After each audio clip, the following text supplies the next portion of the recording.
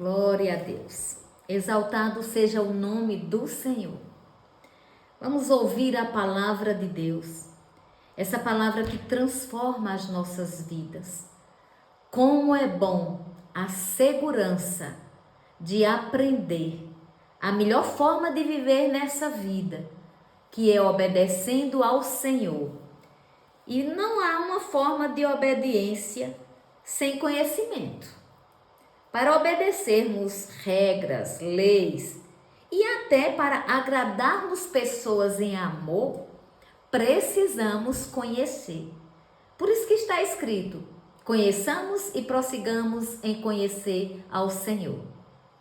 Então, queridos, em Gênesis capítulo 26, versículo 12. Semeou Isaque naquela terra e no mesmo ano recolheu 100 por um, porque o Senhor o abençoava. Sabe, essa expressão 100 por um é a expressão máxima de prosperidade.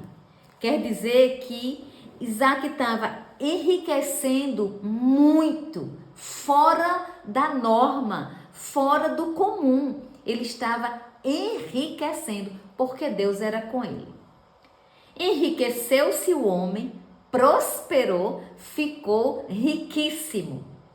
Possuía ovelhas e bois e grande número de servos, de maneira que os filisteus lhe tinham inveja. Inveja é coisa séria.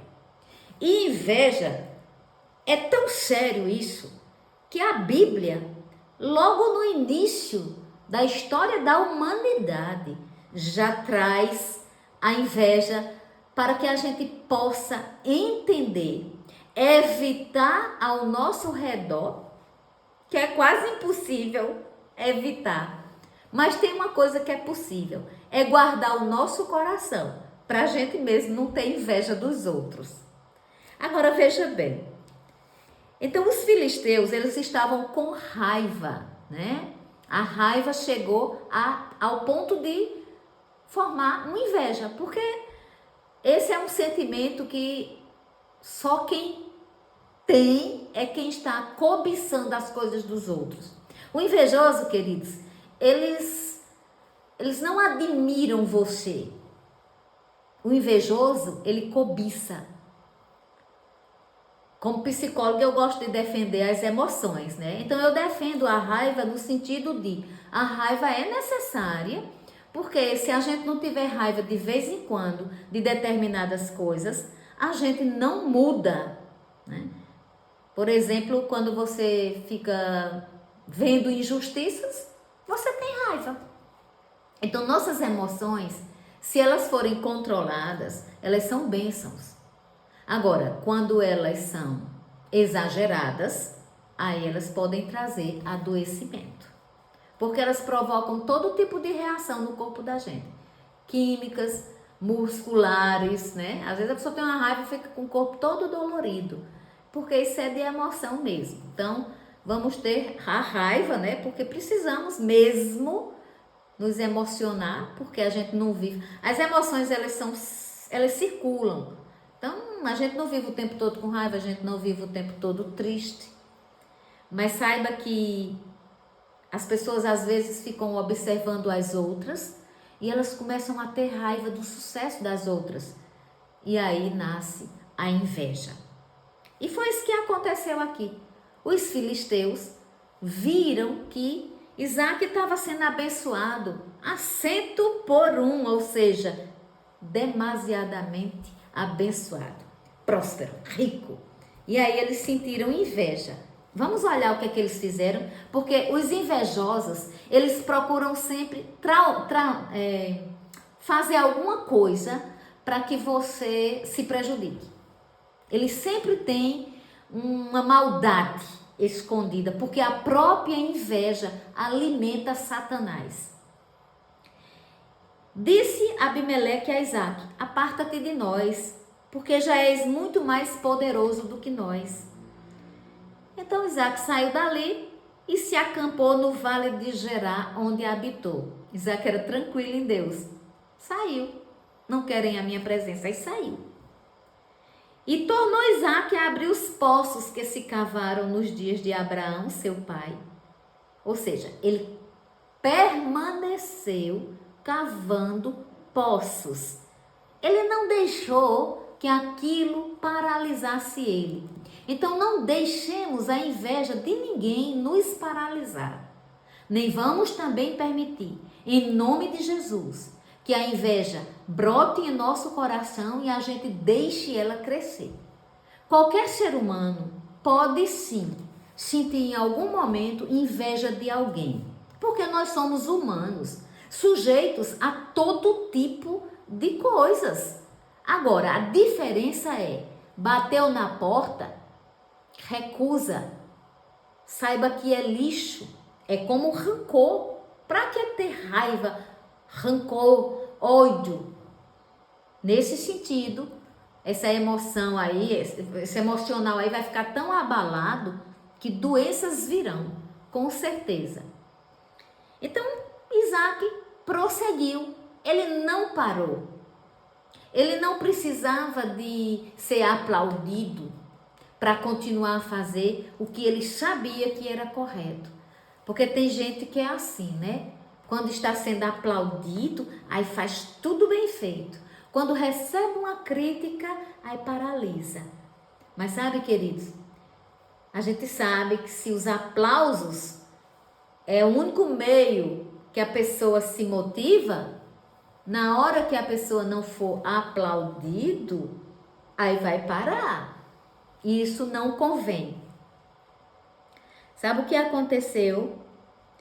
Eles cavaram e eles acharam um poço de água nascente. Mas aí os pastores de Gerar contenderam com os pastores de Isaac e disseram: essa água é nossa. E assim passa o versículo 21. Isaac partiu dali, cavou outro poço. E ele falou: agora nos deu lugar o Senhor e prosperamos na terra. E aí ele subiu para Berseba. Mas aí Deus apareceu. Por que Deus apareceu? Quando Deus aparece na história, né, no Velho Testamento, em toda a história que Deus aparece, é tremendo, porque ele sempre traz segurança. Ele diz: eu sou o Deus de Abraão, teu pai. Não temas, porque eu sou contigo. Abençoar-te-ei, multiplicarei a tua descendência por amor de Abraão, meu servo. E aí levantou-se um altar, invocou o nome do Senhor, armou a sua tenda e os servos de Isaac abriram ali um poço. Ou seja, Isaac agora estava convicto: Deus me quer neste lugar. E é tão bacana porque ele estava sempre na dependência de Deus. Não parou de cavar os poços dele, despertava a inveja, mas a prosperidade de Deus era com ele. Porque Satanás e os seus, as suas peripécias, as suas maldades, nada disso é páreo para o grande eu sou. Deus é o Deus forte, poderoso. Ninguém pode contra o agir de Deus. E o agir de Deus é muito lindo. E aí vieram pessoas para conversar com Isaac, Abimeleque. E chegou com mais alguns. E Isaac disse: por que viestes a mim? Pois me odiais e me expulsastes do vosso meio. Claro, se ele tinha tirado Isaac do meio dele, e Isaac agora estava num lugar onde Deus disse: não temas, Isaac, eu sou com você como eu fui com Abraão, seu pai. Eu vou estar com você e eu vou te abençoar. Eu vou multiplicar a tua descendência. Lá vem Abimeleque de novo. Você sabia que tem gente que é assim? Se afasta de você por um tempo, depois chega junto. A gente tem mesmo é que procurar saber que intenção é, o que é que está por trás disso, né? E eu não estou falando do se afastar no sentido de passar um tempo sem ver, não é isso. Eu estou falando de pessoas que às vezes são beneficiadas por nossa vida, ajudadas, e de repente elas saem com ingratidão de uma forma tão feia. Ô queridos, eu tenho 2 filhos e eu sempre disse aos meus filhos, aprendam a entrar e aprendam a sair de um lugar. E sabe, isso é tremendo. Isaac não queria sair de Gerar. Ele estava lá. Eles que tiraram ele. Depois, eles mesmos foram atrás dele. Aí, olha o que eles responderam. Vimos claramente que o Senhor é contigo. Isso me mostra algo. Quando Deus é conosco, todo mundo tem que ver. É aquele versículo lá no Novo Testamento, não é? Que diz, não se acende luz e se coloca debaixo do alqueire. Quando Deus está conosco, as pessoas perceberão. Olha o que eles disseram. Agora haja juramento entre nós e ti, façamos uma aliança. Jura que não nos fará mal? Como também não te havemos tocado, e como te fizemos somente o bem, e te deixamos ir em paz. Tu és agora o abençoado do Senhor. Então Isaac lhes deu um banquete, e comeram e beberam. Levantando-se de madrugada, juraram de parte a parte. Isaac os despediu e eles se foram em paz. Deixa eu esmiuçar um pouquinho isso aqui. O povo tinha ficado com inveja de Isaac. Expulsaram Isaac. Quando Isaac persevera, prospera, eles vão até Isaac com um discurso hipócrita. Vou parafrasear. Olha, a gente sabe que Deus é com você e a gente quer fazer uma aliança com você. E se lembre, viu, que a gente não fez mal a você, não. A gente fez o bem, a gente deixou você ir. Tem gente que, me lembrei de Leda, uma grande amiga de Maceió, né? Vó da minha netinha, vó materna. Ela usa de vez em quando a expressão cara de aço. Esses caras aqui tinham cara de aço mesmo.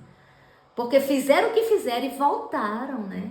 Como se fossem benfeitores. E disse, juro que não vai fazer mal a gente não, porque a gente não fez mal a você. Eles intentaram sim fazer o mal. Agora, o fato de uma pessoa querer fazer o mal é uma coisa, conseguir fazer o mal é outra bem diferente. Porque se a boa mão do nosso Deus é conosco, foi com Neemias, foi com Isaac e pode ser conosco hoje. Nem o mal nos sucederá. Praga nenhuma chegará à nossa tenda, está escrito. Nós não temos como nos livrar das pessoas invejosas. Jesus andou com Judas. Judas tinha inveja de Jesus. Não é fácil dizer, categorizar. Fulano tem inveja de mim por isso, fulano tem inveja de mim por isso. Não. É melhor a gente se analisar. Porque se a gente não tiver inveja das pessoas, o nosso coração vai estar limpo. E os limpos verão a Deus. E sabe, queridos, Isaac deu um banquete a esse povo. E a Bíblia diz aqui que eles comeram, que eles beberam. Isaac fez o juramento que não ia fazer nada de mal com eles. Eles se despediram, né? Isaac despediu eles e eles foram em paz. Eu nem quero ir procurar o que aconteceu muito com eles depois. Mas com Isaac eu sei. A mão de Deus permaneceu com Isaac. Deixa eu trazer algo aqui para a gente. Que coisa difícil essa situação de Isaac. Não é fácil, amados. A gente receber o mal das pessoas e reagir da forma que Isaac reagiu. Que grande lição! Esse homem ensinou a pagar o mal com o bem.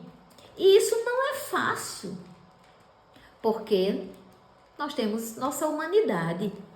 E se alguém nos faz mal, a gente se enraivece.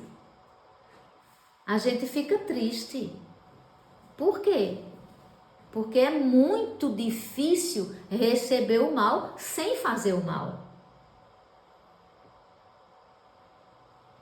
No livro de Romanos, no capítulo 12, a partir do 17, está escrito assim: não torneis a ninguém mal por mal.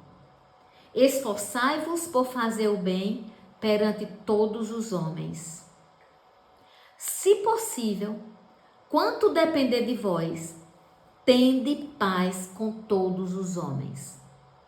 Não vos vingueis a vós mesmos, amados, mas dai lugar à ira, porque está escrito: a mim me pertence a vingança, eu é que retribuirei, diz o Senhor. Pelo contrário, se o teu inimigo tiver fome, dá-lhe de comer. Se tiver sede, dá-lhe de beber. Porque fazendo isto, amontoarás brasas vivas sobre a sua cabeça. Não te deixes vencer do mal, mas vence o mal com o bem. Foi isso que Isaac fez. Observem algo. Isaac prosperou, despertou inveja, tiraram ele do meio, ele foi para outro lugar. Isaac perseverou, Isaac continuou prosperando. Deus apareceu a Isaac. A garantia da prosperidade era muito forte. Nada poderia roubar a prosperidade e a bênção de Isaac, porque aquilo que Deus nos dá, nada nem ninguém pode tirar. E aí depois eles chegam para Isaac e eles propõem a Isaac um acordinho, como se eles fossem bonzinhos, como se o que eles tivessem feito tivesse sido algo muito, muito bom para Isaac, espetacular para Isaac. Isso é um mal, mas Isaac não se deixou vencer pelo mal, ele venceu o mal com o bem. Qual é a lição que Deus me dá nessa palavra? Que eu tenho que ter cuidado quando eu receber o mal de uma pessoa. Porque senão eu posso, primeiro, tentar revidar, e aí eu vou entrar na mesma medida de ruindade, de inveja, de maldade. Essa é uma opção. E é a opção que a carne se inclina rapidamente. Antes de conhecer Jesus, eu era assim. Quando eu não conhecia Jesus e não andava com ele, eu era muito clara. Eu dizia, se fizer comigo, faça bem feito. Porque eu vou desmanchar e vou fazer pior. Era, de verdade. Eu fui já uma pessoa vingativa. Mas Jesus mudou o meu viver. Por isso que eu sou diferente hoje. E sabe, queridos, a Bíblia não diz só que é pra gente receber o mal e não fazer o mal. Ela vai além. Ela vai muito mais além. Ela diz assim, não te deixes vencer do mal, mas vence o mal com o bem. Ou seja, faça o bem a quem te fizer o mal. E sabe, queridos, eu aprendo muita coisa nessa história de Isaac e eu aprendo aqui. Porque ainda em Romanos 12:15, já vem uma receita muito bonita, que é alegrai-vos com os que se alegram e chorai com os que choram. Rapaz, olha, só se alegra com quem se alegra quem não tem inveja.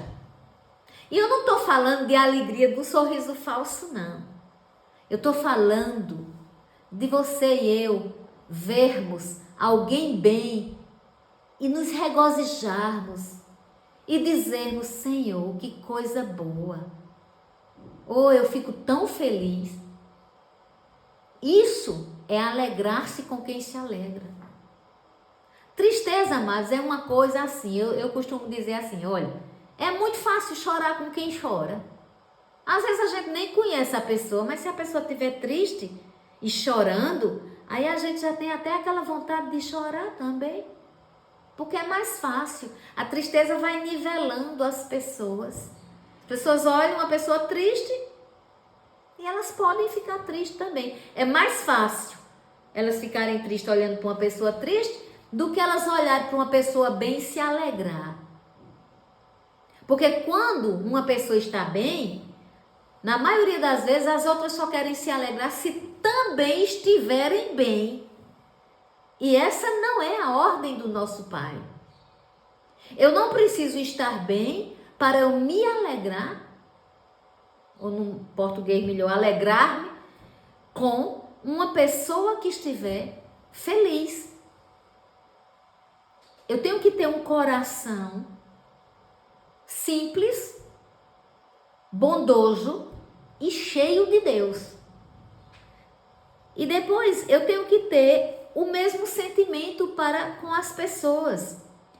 O 16 diz que a gente não deve ser orgulhosos, a gente tem que ter humildade e que a gente também não deve ser sábio aos nossos próprios olhos. Era o que esses homens estavam sendo lá. Eles queriam cavar os poços com os mesmos resultados de Isaac, mas eles tinham comportamentos diferentes e Deus não pode abençoar. Olha, Deus não faz acepção de pessoas, ou seja, Deus ama todos indistintamente. Agora, Deus vai abençoar e manifestar a sua bênção aos fiéis à sua palavra, aqueles que têm fé e praticam essa fé. E Gálatas tem algo decisivo: a fé opera pelo amor. A inveja ou qualquer outro tipo de maldade vai dificultar o agir de Deus, o operar de Deus. Gosto também do 17 que diz: não torneis a ninguém mal por mal. Se tivesse ficado só até aqui, então a gente sabia assim: eu não posso fazer o mal a quem me fez o mal. Se tivesse ficado só até o 17. Não torneis a ninguém mal por mal, esforçai-vos por fazer o bem perante todos os homens. Mas diz, faça o bem, se esforce, ok? Então eu tenho que me esforçar para fazer o bem. Aí diz, se possível, quanto depender de vós, tende paz com todos os homens. Eu gosto desse se possível. Isso significa que tem pessoas que eu não vou conseguir andar em paz. Por quê? Porque não vai depender só de mim. Vai depender também da outra pessoa. Agora, o que é que depende de mim? Todo o esforço que eu puder fazer para viver em paz com uma pessoa, eu devo fazer. Se não depende só de mim e depende de outra pessoa, então na jornada pode ter algo que desagrade a Deus. Mas a consciência de cada um é que vai prevalecer diante de Deus. Porque Deus, ele conhece o homem e conhece a intenção do coração do homem. E aí, queridos, quando Deus diz, não dê lugar à vingança, até diz que a gente pode se irar. Dá lugar à ira. Deus é lindo, é tremendo. Ele reconhece emoção. O dar lugar à ira é o quê? Mas a gente tem que nomear nossas emoções. Tem gente que tem até medo de dizer que está com raiva. São pessoas implosivas, elas estão explodindo por dentro, ninguém percebe, elas estão morrendo, doentes. Nossas emoções foram dadas por Deus. Agora, a gente precisa submetê-las a Deus. Então, ter uma ira, ter uma raiva é normal, é físico, é fisiológico. Agora, permanecer com essa raiva e permanecer com essa ira é uma decisão nossa. E aqui, a Bíblia diz que a gente não deve se vingar. É Deus que vai resolver. É tremendo, não é? É consolador. A gente saber que quando a gente não é vingador, Deus resolve as coisas para nós. Eu não sei você, mas eu já recebi mal que eu não tinha plantado. Mas eu aprendi uma coisa. Eu não vou me vingar de ninguém. Quantas pessoas destroem sua própria vida porque recebem um mal? Elas passam o tempo todo pensando naquilo. Parece uma ruminação. Parece uma gravação na cabeça. Elas podem passar uma semana pensando em tolices, mas elas estão pensando que foram afetadas, ofendidas, e elas querem se defender e elas querem até retribuir aquele mal. Isso não convém. Isso não é de Deus. A gente tem que entender que não pode se deixar vencer pelo mal. E se deixar vencer pelo mal, é se igualar. Não é que eu tenho que estar na minha defesa a ponto de se alguém vier me fazer o mal. Queridos, de traição, nem Jesus se livrou. Nem Jesus se livrou. Ele sabia, inclusive, na hora que ele disse para Judas, vai Judas, o que tiver de fazer, faz logo. Ele não quis se livrar, porque ele tinha uma missão. Se eu e você temos uma missão no Senhor, é Ele que vai nos guardar. É Ele que vai nos abençoar. É Ele que vai nos defender. E sabe, se alguém nos faz o mal, a gente tem que estar pronto. É o grande desafio para pagar o mal com o bem. E aí a gente vence o mal. É muito sério. Essa passagem de Romanos, eu acho bem desafiadora, de verdade. Por quê? Porque quando eu perdoo alguém, eu não tenho que perdoar e deixar para lá. Porque às vezes a gente diz assim, perdoar eu perdoo, mas também não quero negócio. Tudo bem, você não é obrigada a caminhar com essa pessoa. Mas, sinceramente, se essa pessoa precisar de você, sirva. Eu coloquei isso no meu coração. Não é fácil. Principalmente, é um dos pontos que eu vejo uma grande transformação na minha vida. Eu não vou expor aqui minha vida, não estou contando meu testemunho, estou fazendo uma ministração. Mas eu quero lhes dizer que a vida, ela me ensinou a ter raiva e até a odiar. Mas sabe, queridos, eu decidi, quando eu recebi Jesus como meu Senhor, como meu Salvador, eu decidi que eu ia mudar. Eu sabia, eu aprendi que eu sou um espírito, que eu tenho uma alma, que eu habito no corpo. Eu aprendi isso tudo. Então, eu sabia que meu espírito estava recriado com o Espírito de Deus, salvo em Cristo Jesus. Eu sabia que a minha alma diz respeito à minha mente, à minha psique, ao meu intelecto, às minhas emoções, às minhas vivências. Que o meu corpo eu podia disciplinar. Eu aprendi muita coisa. E nessa lição de Isaac, você pode dizer, mas Isaac, ele ainda deu um banquete. Não sei se eu tinha essa coragem, não. De dar um banquete a quem me fez tanto mal.